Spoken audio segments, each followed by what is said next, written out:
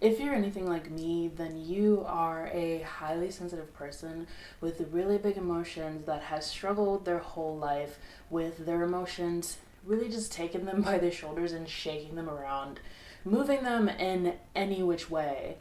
And so today we are going to be talking about big emotions, right? Or just emotions in general, and being able to not feel shame around them and move towards understanding them instead of controlling them. I think a lot of the success that we can have with our emotions comes from the way that we frame them, the way that we see them. And a lot of the times, our initial frame for our emotions can come from people that we've loved, people that we've grown up around, that have given us our impression of the world. So whenever we felt big emotions in the past, we would either feel shame, you'd feel like a burden. You might feel like they were like, why can't you get a hold of yourself? Why can't you control yourself, right? So you feel like something's wrong with you. You're not normal. At least that's how I used to be made to feel. Like crying used to be, for me and my family, I was raised with the idea that emotions was a sign of weakness. If someone could see how you feel, then they'd be able to manipulate you and use you, right? So having my emotions in this frame of shame, being a burden, being weak, not having lack of control, lack of self-control,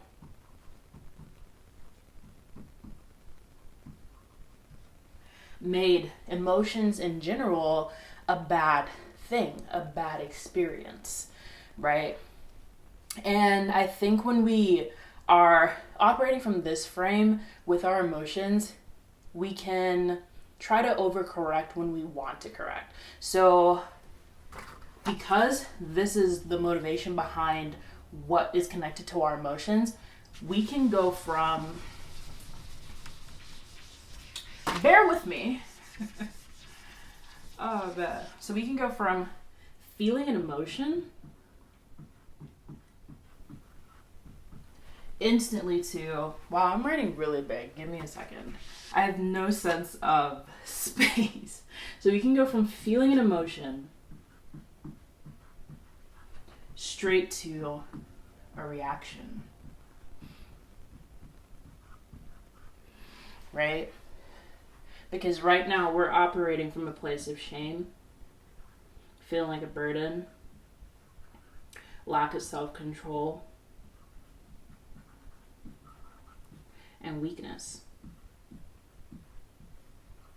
And if we don't want to be perceived or be connected to any of these things, our instant defense mechanism is to react, right? So whatever that emotion is that we feel very strongly, we react right away. So it can be having a temper tantrum, being physical, running away, shutting down, dissociation, right? Everyone has different emotional responses.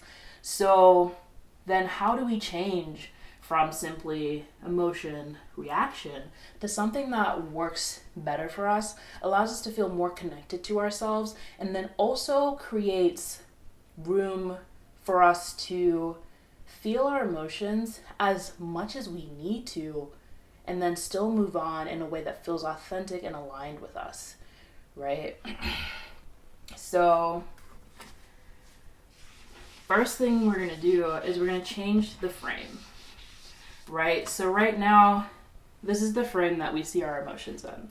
However, we need to shift this into something that's positive, that's going to give us more grace, more compassion for ourselves. So instead of feeling shame, like a burden, lack of control, and weakness, we want to just see emotions as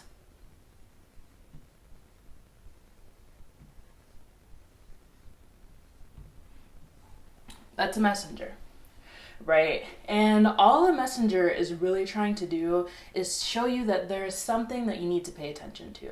Something is wrong. Something doesn't feel right, right?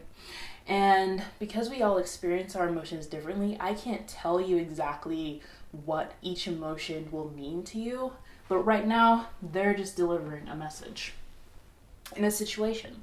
And there are some instances, mind you, where the emotion reaction situation is going to be very useful to you. For example, when you feel like you're in danger, you don't need to process that you're in danger to react to the fact that you're in danger, right? So, back to this frame of emotions being messengers. That's like, and right now, if you're in the emotion reaction phase, you are genuinely having a mailman come to your house, give you a package, and you are up in arms, having the worst time of your life about it. I don't know why his leg was broken. I'm sorry. And you're ashamed of this mailman. You're like, bro, get out of here. I don't want you in my life. You are pointing out a lot of things that I'm not comfortable with. However, the mailman's like, I just want, this is your package. So, in this analogy, when the mailman brings you a package, you're not going to run away screaming or start to have a tantrum, argue, be up in arms, right? And some of you might be like, I don't know, if the mailman is bringing me bills, I'm going to be up in arms and really upset. However, again, it's not the mailman's fault that you have a bill, right? And because this is a messenger, all that messenger is saying is, hey, you have a bill, which is something that you need to pay attention to. And if you don't pay attention to this bill, which is pay this bill, you're going to go without something. You're going to lose something.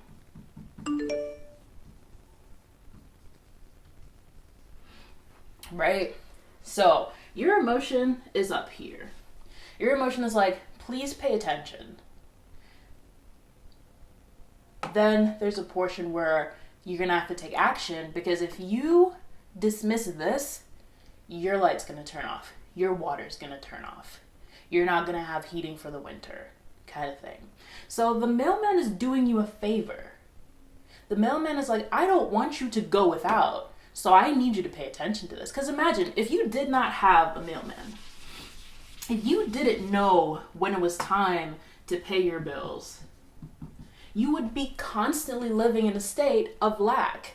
Things would constantly be shutting down. You would constantly feel unsafe, not knowing when things are going to happen, and that's going to give you anxiety, right? So our emotions are there to help us. And I know a lot of people are like, well, anxiety is an emotion.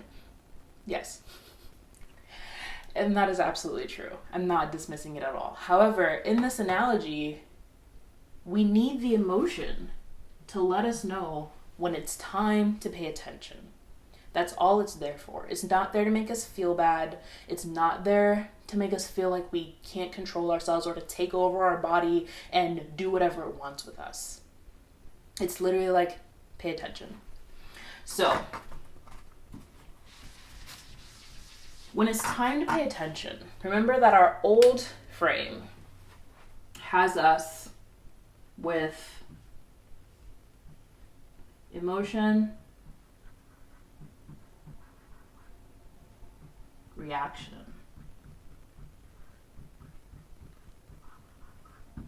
Right? However, we want to move away from emotion, reaction to, I want to write it in red because that's our red frame, right? So we want to go emotion into awareness or understanding.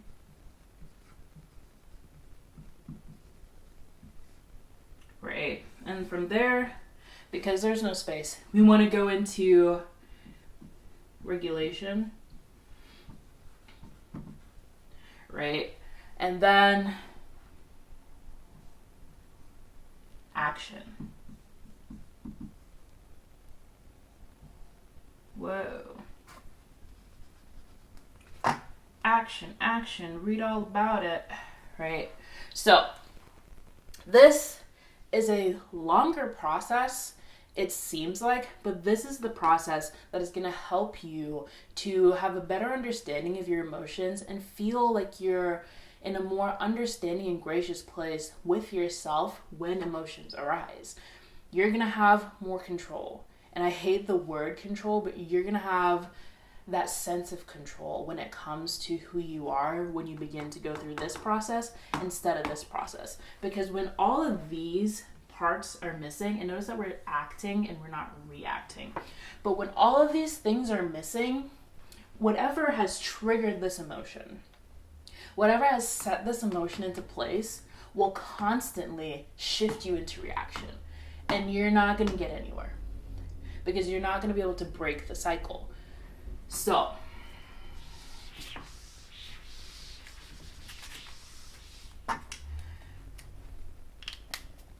a lot of people will not like the word trigger, but for the sake of mutual understanding of what we're talking about, or we can even just call it an event, right? So you have your event, and that event immediately pushes you and your it pushes your emotions up. Emotions sky high, right? And from the emotions going up, you have a defense mechanism, right? You react. I don't feel safe. I don't feel seen. I don't feel heard. I need to take action to get away from this feeling, right? However, sometimes, in a lot of instances, this reaction doesn't address the event.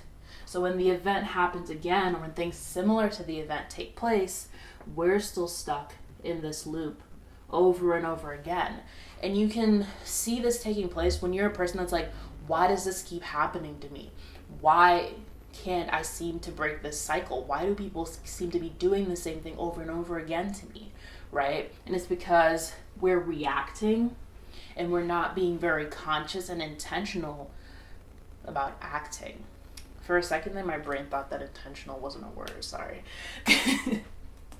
So, to level up from this, to take ourselves out of that space, what we actually want to do is we want to experience an event, right? Because events are always going to happen. That's just life. And after this event takes place, we need to be aware of this event taking place. I am aware that my emotions right now are starting to be triggered, picked up. They're activated. I'm aware of that. I need to understand why. When we begin to understand why, this puts a light onto the event, right? So I'm aware and I'm understanding. Now, for a lot of people, if we have really strong emotional reaction to something, we will want to regulate first. There are some instances where an event will need you to regulate first, but I will still say awareness will be a part of that process. So even if we're not understanding in the awareness process and we're regulating instead, we shouldn't let go of that, right? And so once we have that awareness and that understanding, we can push into regulation, because we don't want to try to process something in a heightened state. We'll be able to. The way that our body works, the way that our brain works, the way that our hormones work is that when we are in a heightened state, our brain function is lowered, simply put. So our processing of things is not going to be at its best. So we want to be able to regulate and put ourselves back into a state of feeling safe and calm, right? I'm in control. I'm okay. I'm fine, right? And if you're not fine, we can figure out ways that will make us feel fine, right? And from there, we go and we take action. so that we don't have another event. Or if we do have an event, we have an increased awareness around it so that we can take ourselves through this process so much more easily. I hope that's making sense so far. And we're going to break these down because I'm going to give you guys an example of what this can look like so that it's not just words up in the air. I really want to try to create an instance or a scenario where it's relatable and it's understandable. So we're going to try our hand at that. Okay. So for example, my board is tiny, so forgive it. It's doing its best, okay? Don't judge my board. Let's get into an example. I like to use this one a lot because I feel like a lot of people have experience with others where they're being talked down to or they're being yelled at, or they might be even in a situation where they're feeling ignored, right? And so let's say someone is yelling at you. This one can be easier to have an awareness around because when someone's yelling at you, it's really hard to ignore. So awareness can also be a little bit more nuanced. For example, I was at an event where I was first starting out my business as a mindset and authenticity coach. And at this breakfast, it was me and other entrepreneurs, and we were going around the table talking about what it is that we do and why we do it and how we want to enhance our communities whilst doing this. And so what had ended up happening was when it came to my turn, something that I have had issues with in the past is when I'm speaking, I always say I speak when I need to. So for someone not to listen to me when I actually speak, it hurts my feelings. So I was at this table. It was my turn to speak. When we were going around to everyone else, I was fully attentive. Other people were attentive. They were interested in what these people had to say. And when it came to my turn, a lot of people had picked up their phones. They weren't paying attention anymore, and they were just not looking. No one was making eye contact, and I was thrown. I was like, holy shit, I'm panicking. I feel unsafe. I feel like I should shut up. And in that moment, I had to push through and continue to say what I had to say, but I felt so unseen and invisible and little. I felt so small. And having to sit there with those people after that and have them not listen to a word I say and be like, oh yeah, that's so cool, clap, clap, clap. I was like, wow, why do I feel this way? Why am I having this moment? And in this moment, my awareness and my understanding was that I had given my attention to all of these people and what they did, even if it was nothing that was interesting to me. I had given my attention, I had listened, and when the time had come, no one had reciprocated that. And it made me feel some type of way because I've had a lot of instances throughout my childhood where I had felt invisible or not seen.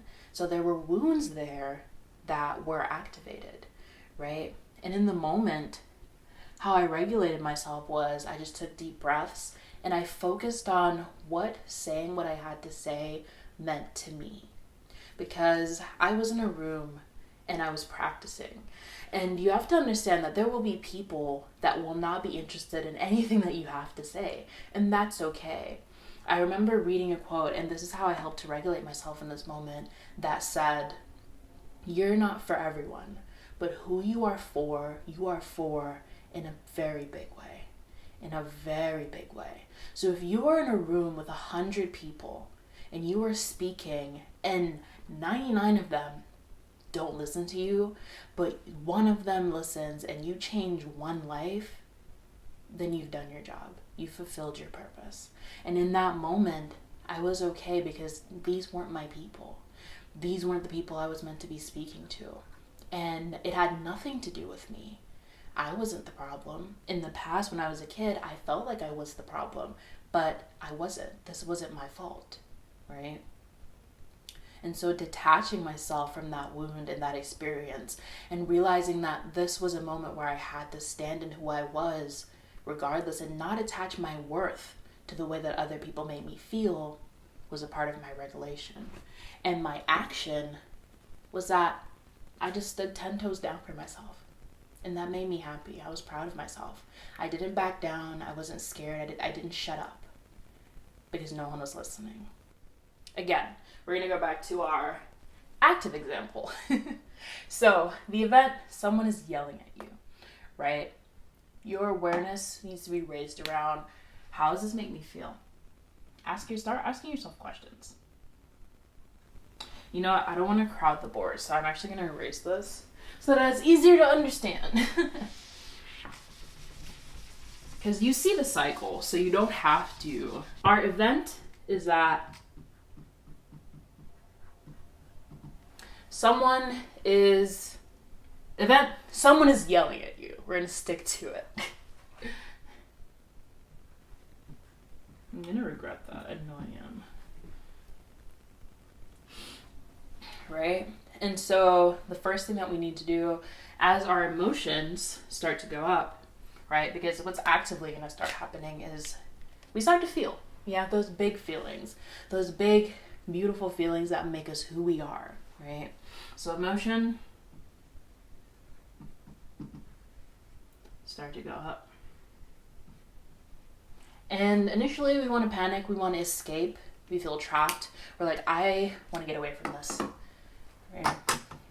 But if we just sit with ourselves for a moment, we want to get into the awareness state and the understanding state. And again, if regulation comes first for you, depending on the situation, that's totally understandable, totally fine. Everyone's different. So it makes us beautiful and unique. Right? So awareness and understanding. And the thing with this stage is you're going to want to be really honest with yourself, and you're going to want to ask yourself the right questions. And the first thing is, how does this make me feel?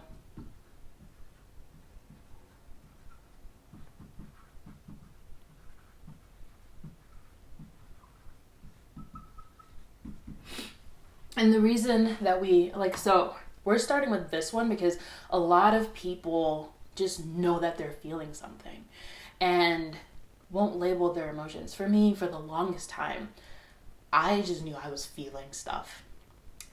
I would confuse my anger with my sadness, with my frustration, and to me they all felt the same because I never asked myself what was the difference.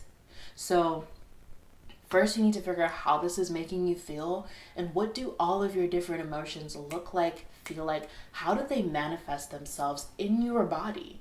Because, for example, when I'm nervous, I have a state of heightened awareness and I begin to make myself really, I'm hard to read because I'm nervous right now and I want to be in a place that has me quite neutral so that I'm not easy to read and I don't want people to see that I'm nervous, right?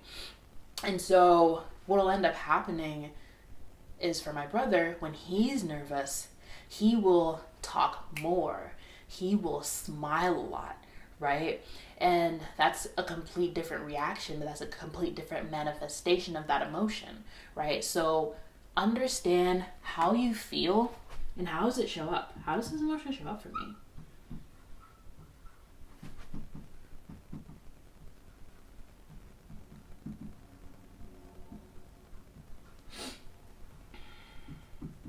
Right?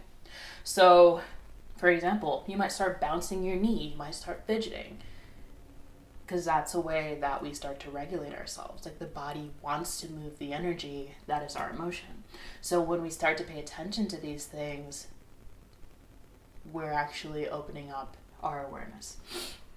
So once you figure out how this makes you feel and how does it show up, we're going to begin to ask questions like, what other instances in my life?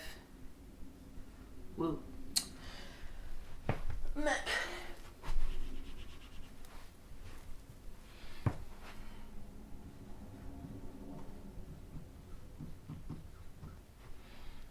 I told you I knew I was gonna run out of space, but we're gonna do what my teachers did when I was in high school.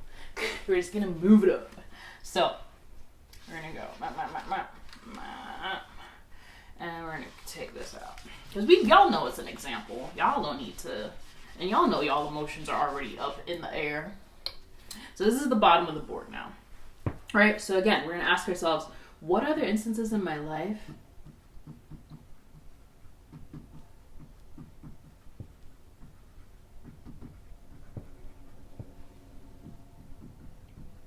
felt like this?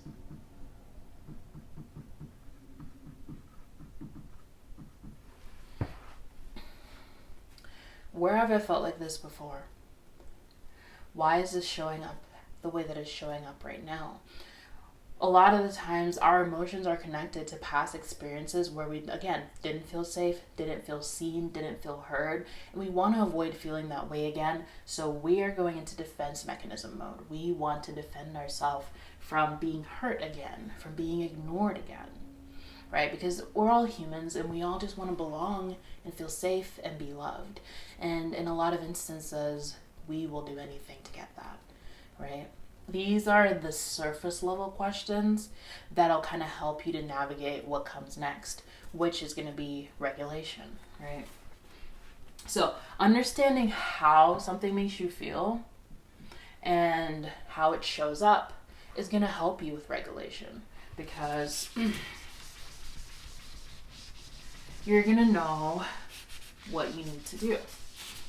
For example, regulating anger is different than regulating sadness.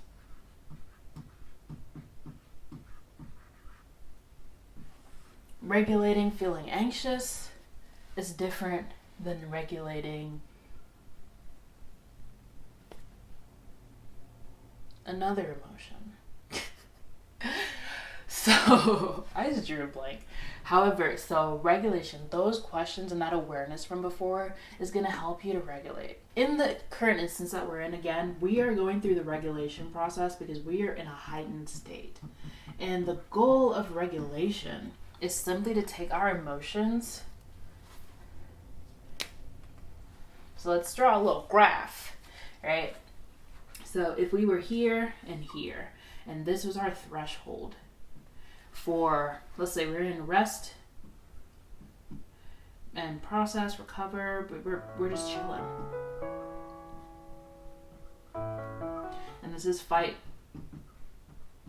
flight, defend, right?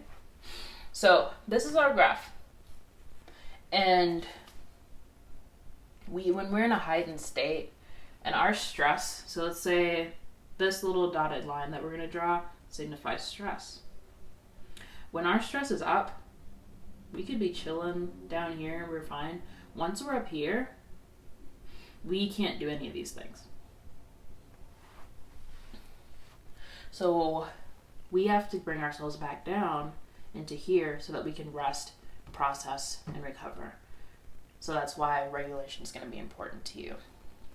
And once we have rested and processed and recovered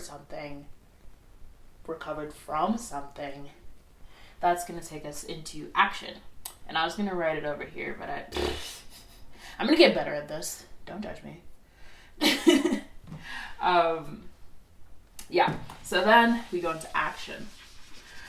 So some people might think that regulation is action. It's action in the moment, and it's going to be action that you do need. However, the action that I'm talking about, the action that we need, the action that makes a difference in our lives, and I know because I go through this too as well, is going to be related to the event. I like this chunky. Oh no. It was fine here and then it fell off. I'm sorry. So, the action is related to the event. And the action that we're taking here is going to answer the question, how do I stop this from happening again? That's a big one. It's so big, in fact, that it might feel that it's not doable. So what we can do is we can even take a step back, go a little further down the action ladder and say, how? It was on the tip of my tongue. Give me a minute. So if we can't stop it from happening again, how do I prepare?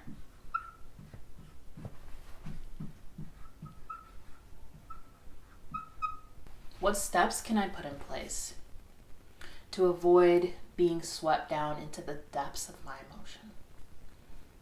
How do I prepare for this? So how do we stop it from happening again feels like such a massive task. How do I prepare for this can be better. A lot of the times when it comes to taking action, we know the action that we need to take. We know what we want to do. We know what we need to do. However, it's never easy. Life is full of choices that aren't always going to be easy. And so when that happens, the main thing that we want to be able to do is still feel connected to ourselves and feel like we're taken care of. And when it comes to the action stage, anything that has to do, I'm going to say this real big and bold. If your action stage, you put the responsibility, the control,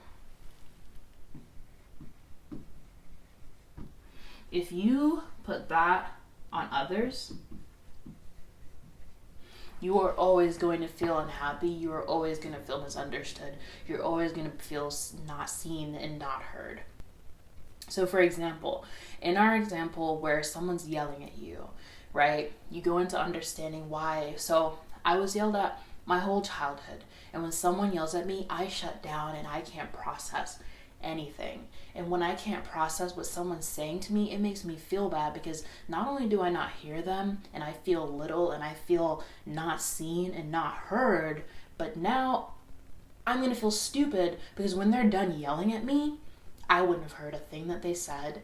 And so the thing that they're yelling at me to get done isn't going to get done. So I'm going to feel like I look insubordinate, I look irresponsible, I look dumb because they just had a whole 30-minute at me and I still couldn't complete the task, but I've shut down. So that's my understanding, that's my awareness. How do I regulate this?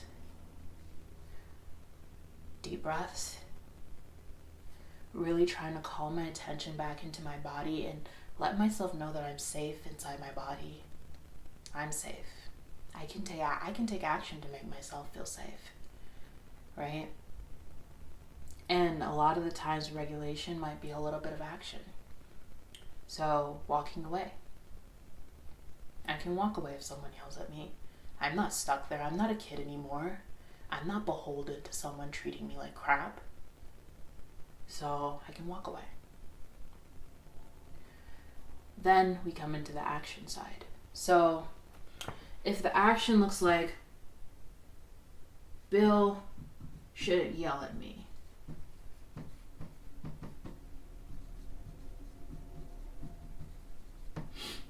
I'm going to say first and foremost, no, he shouldn't. No, he should not. However, we cannot control Bill. We do not have mind control chips as yet, and we are not inside Bill's head. We have not lived Bill's life experience, and Bill is not going to change overnight to where he doesn't yell at us. We can't control Bill. So if we are placing our safety, our comfort, our sense of being seen and heard in the hands of Bill, who we don't know if will ever change, we will never be happy. We will never be seen. We will never feel safe.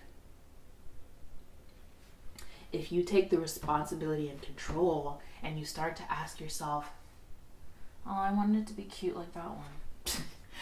What can I do?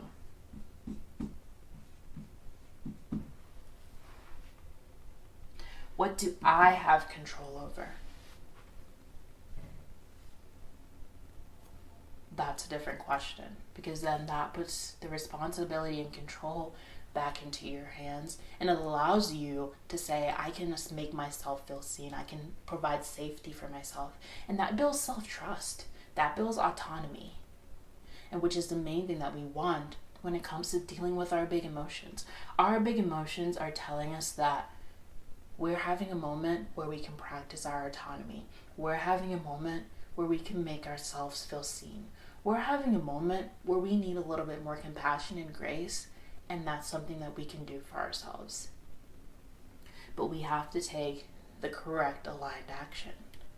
So instead of feeling an emotion, we're just, I am angry, I'm so angry, why is Bill yelling at me? I'm gonna lose my mind. And we're coming from that. If we went there and we reacted and we lost our mind and we showed Bill how big and bad we were, we might have lost our damn job. And now we're left with our bills not being paid. We're left with having to find another job. And maybe that's something that we needed to do anyway, but we could have done that in a way that would have made us feel less embarrassed or less like a tool or like a fool for showing out like that. Who knows? I personally am not a person that is a fighting person, and so if I was taken outside of myself to be aggressive towards someone, that would feel so disconnected from who I am that I would feel like I lost my autonomy and I wasn't true to myself. So for some people, that might feel aligned for them. For me, it wouldn't have. So what can I do instead? So instead of getting mad at Bill, showing our ass, committing assault, we can, I go to HR. I go home. I could walk away. I could say, okay, Bill, I understand you're upset. I can defend myself. Okay, Bill, I understand that you're upset, but I literally cannot hear people when they yell at me.